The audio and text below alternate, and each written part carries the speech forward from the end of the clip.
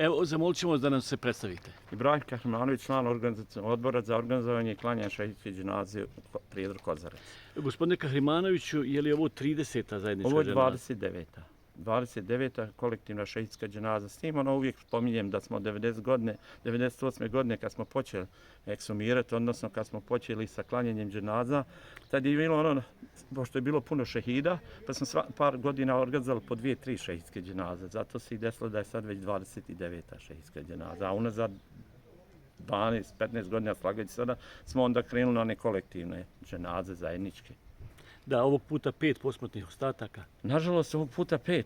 U Šekoviću ima još dosta, sad da se ne igram sa brojevima, ali ima dosta. Ali nažalost, sad DNK i nalazi idu u Holandiju, idu u Haag, kad dođu nazad, onda tad možemo dobiti zeleno svjetlo na ukup i na klanjanje šehidske dženaze.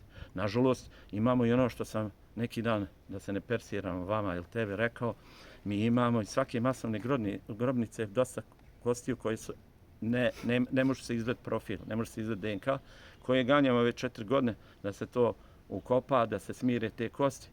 Ovi neki dan smo bili u tužilaštvu, obećali su nam za sljedeću godinu da će se i to krenuti. To je to. Hvala lijepo. Hvala vam.